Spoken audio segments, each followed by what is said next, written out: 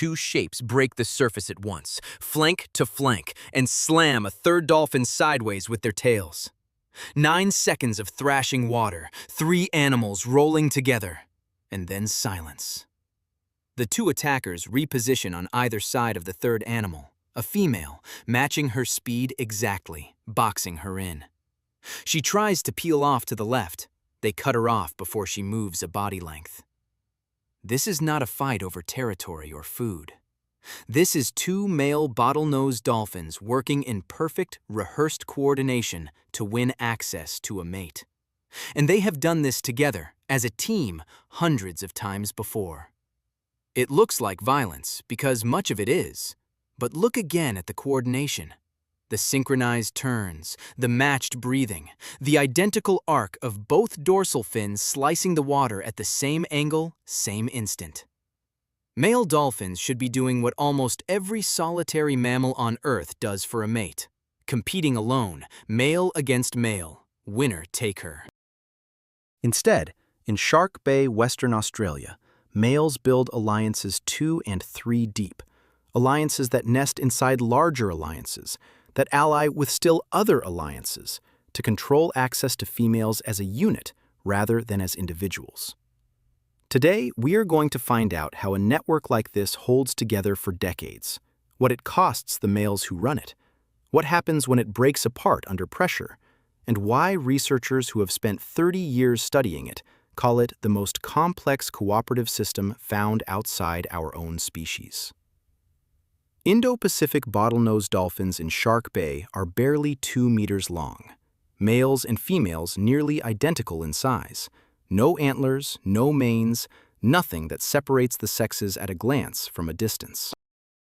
Outside the mating season, they travel in loose, shifting groups, spend their days foraging on seagrass flats and channel edges, communicating through individually distinctive signature whistles that function almost like names, each animal recognizable by sound alone.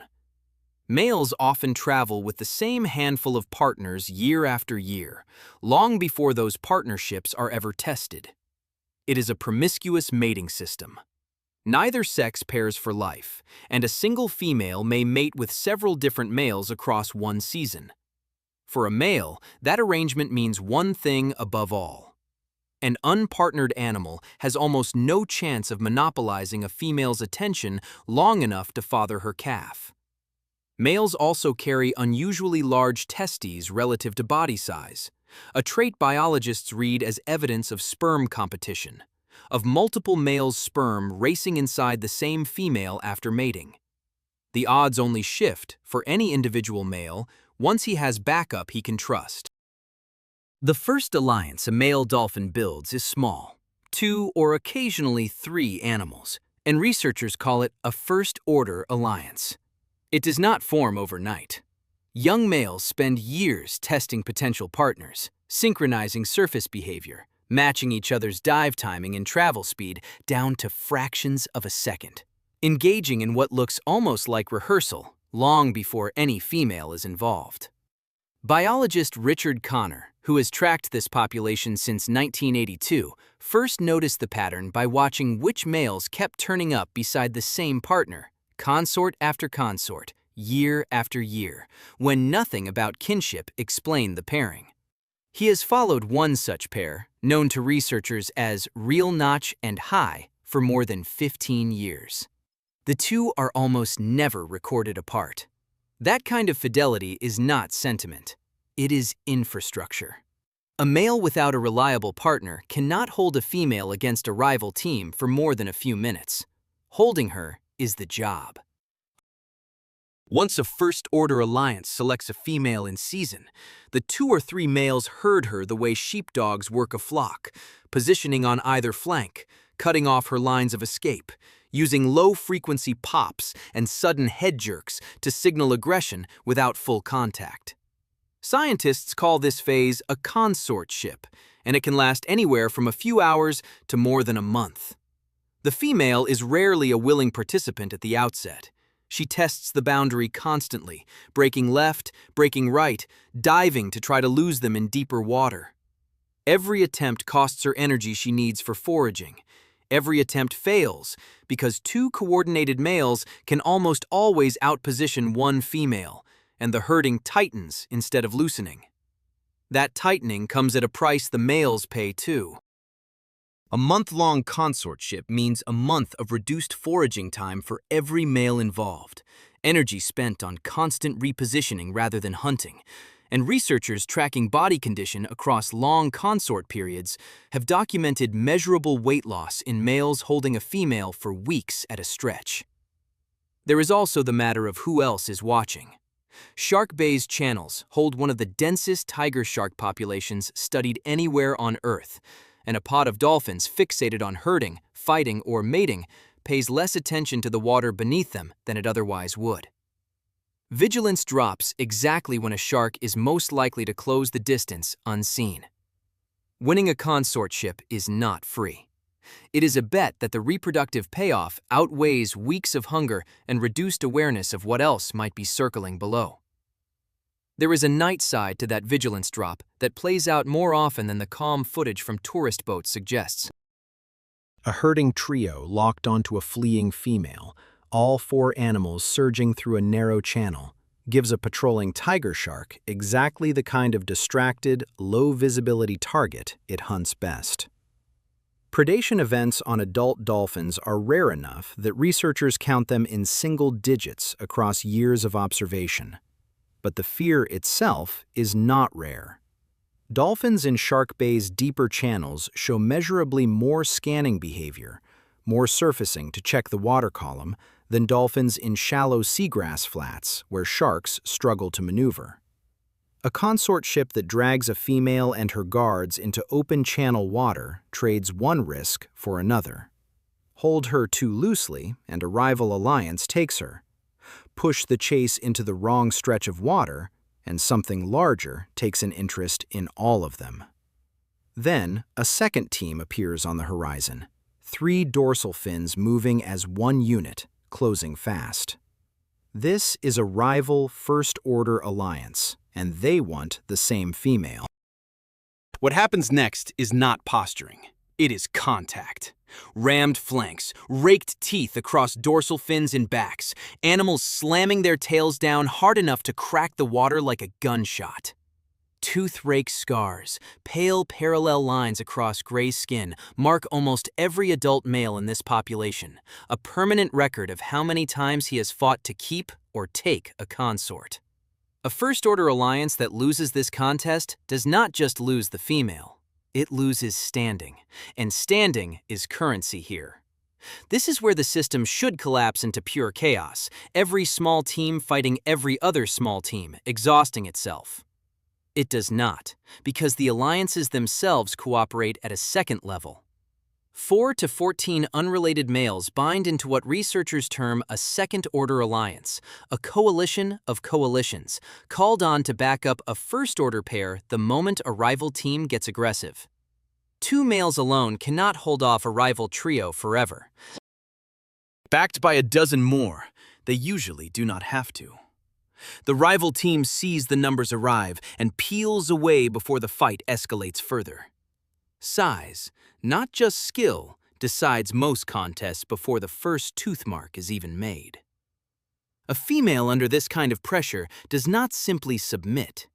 She can attempt one further tactic, bolting for open water, where visibility drops and pursuit becomes harder to sustain. Occasionally timing her break to moments when the herding males are distracted by a rival alliance passing nearby. It rarely works. Herding males adjust their formation within seconds, and researchers studying consortship duration have found that once a stable alliance has committed to a female, successful long-term evasion is uncommon. Her best remaining strategy is not escape, but selection between suitors across her lifetime, favoring different first-order alliances in different seasons, which is one reason no single team dominates reproduction indefinitely. Females also show a documented preference for males embedded in larger, more stable second-order networks over males backed by smaller or less consistent ones. which means the very cooperation males build to overpower a female's resistance is, indirectly, also the trait she is selecting for across her lifetime of consorts. The system rewards exactly the behavior it forces her to endure. Even within a winning second-order alliance, loyalty has limits. Coalition membership among these 4 to 14 males shifts over time, and researchers have recorded individuals quietly renegotiating which second-order group they back as reproductive payoffs change. A male who has spent years supporting one alliance can defect to a stronger one if his own consort opportunities keep failing. There is no contract binding him, no kin obligation forcing him to stay. There is only running arithmetic. Does this alliance still pay for itself? None of these males arrive at that arithmetic fully formed. Juvenile males spend years in what looks, from a boat, like idle play, chasing each other, mirroring dive patterns, practicing the same synchronized surfacing that adult first-order partners use in earnest. Much of it is a years-long audition. A young male who cannot match a partner's timing, who breaks formation a half-second too late during mock herding games, is a liability nobody will choose to stand beside once real consortships are on the line. By the time a male is old enough to compete for a female, his reputation as a reliable partner, or an unreliable one, has often already been set by a decade of nothing that looked, at the time, like it mattered. Then the picture widens again, because the study that changed how scientists saw this whole system is only from 2022, when Richard Connor, together with Stephanie King of the University of Bristol and Michael Crutzen of the University of Zurich, published an analysis of 121 adult males tracked across the eastern Gulf of Shark Bay. What they mapped was a third tier entirely: cooperating networks of second-order alliances, sprawling far enough that, directly or through a chain of allies, almost every adult male in the study connected to every other one. It was, at the time, the largest documented alliance network outside our own species, structurally closer to a human political network than to anything previously recorded in a non-human mammal. That discovery collided directly with decades of assumption. For years, the working theory in evolutionary biology held that multi-level, nested cooperation, the kind humans use to build tribes, armies, and trading networks, required two specific ingredients rare outside our own species: long-term pair bonds and heavy male investment in raising offspring. Chimpanzees, our closest relatives, form only loose, shifting male coalitions, and nothing resembling 3 stacked tiers of alliance. Dolphins have neither pair bonds nor paternal care. Males never raise a calf, mothers do that work alone for years. And yet, the alliance structure Connor's team documented rivaled anything ever seen in a non-human primate. The theory did not survive the data. There is a common belief, fed by decades of gentle marine park imagery, that dolphins are the ocean's peacemakers, playful and non-aggressive, courting through affection rather than force. That belief does not survive a season in Shark Bay. Consortship is coercive at its core. Herding, blocking, and aggressive signaling exist specifically to override a female's attempt to leave, and injuries from rival alliance conflict are common enough that researchers use fresh tooth-rake scarring as a rough calendar of recent fights. The same animals capable of the elaborate cooperative bonds that made headlines in 2022 are, in the next hour, capable of ganging up to physically block a female's movement. Cooperation and coercion in this population are not opposites. They are the same tool pointed in 2 directions. A second myth sits right alongside the first, that intelligence like this should produce something gentler than what plays out under the surface at Shark Bay. It is tempting to assume that an animal capable of decades-long loyalty, of tracking a social web spanning dozens of individuals, of recognizing an ally by the sound of his signature whistle alone, would use that intelligence to soften competition rather than sharpen it. The record says otherwise. Every piece of cognitive machinery documented in this population, the long memory, the fine-grained partner tracking, the capacity to weigh one coalition's reliability against another's, is aimed at the same target every solitary mammal chases with brute force alone. More mating opportunities, secured more reliably, at whatever cost that requires. Intelligence did not replace competition here, it organized it. Eventually, within a stable consortship, mating itself takes place, over within moments, and the herding resumes almost immediately after, because one encounter settles nothing. Paternity in a promiscuous system like this one is never guaranteed by a single mating, given how many males' sperm may be competing inside the same female across a season. Genetic paternity testing, led by Michael Crutzen's lab, has confirmed exactly that uncertainty in practice.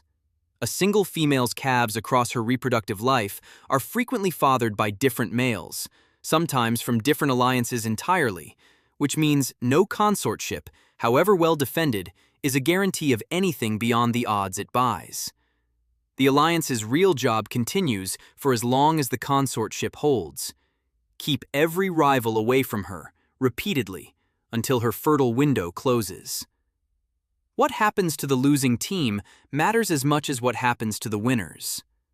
A first-order pair that repeatedly fails to hold consorts, or repeatedly loses to larger second-order backing, does not simply vanish from the network. Alliance membership in Shark Bay can shift across a male's life, and researchers have documented individuals renegotiating which coalition they belong to as their own reproductive success rises or falls. A male's standing is never permanently fixed. It is renegotiated, contest by contest, season by season, sometimes for decades. And a male who loses consistently in his 20s can still climb back into a winning coalition a decade later if he finds the right partners. The animals in the deepest, most reliable partnerships are the ones who benefit most, and the data bears that out starkly. Males with stable, long-running first-order alliances consort females more often than males whose partnerships shift frequently. Loyalty, in a system with no kinship requirement and no guaranteed payoff, still outperforms opportunism, which is itself a small, cold rebuttal to the idea that cooperation in nature only exists between blood relatives. Real Notch and Hi'i were never related. Their 15-plus years together were built on nothing but repeated mutual benefit, tested and confirmed consort after consort. None of this required intelligence built for tool use or language. It required a mammal with enough social memory to track dozens of individual relationships at once, distinguish reliable partners from unreliable ones, and calculate, essentially, whose backing is worth keeping and whose is not. Dolphin brains carry that capacity, and Shark Bay is where it shows itself most clearly, translated not into agriculture or armies, but into a floating, shifting map of who owes whom, updated in real time, off the coast of Western Australia, every single winter breeding season, since long before anyone was there with a boat and a notebook to count the tooth-rake scars and log which fins kept surfacing side by side.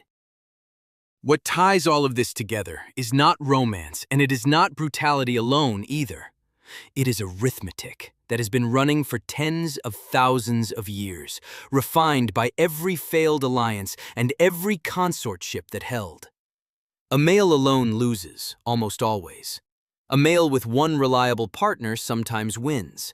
A male embedded in a first-order pair backed by a second-order coalition, itself woven into a third-order network of allied alliances, wins consistently enough that the strategy has outcompeted every simpler alternative in this population for as long as anyone has been watching.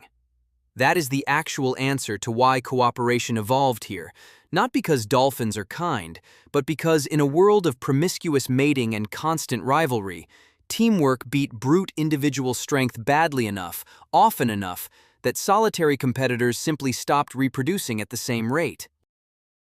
This winter, In the eastern Gulf of Shark Bay, that same map is being redrawn again.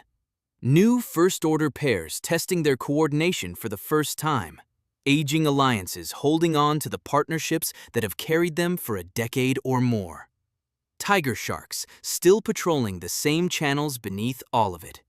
And somewhere out past the seagrass flats, two dorsal fins are already moving in on a third, matched stroke for stroke, deciding, the way they always have, that the only reliable way to win is never to fight alone.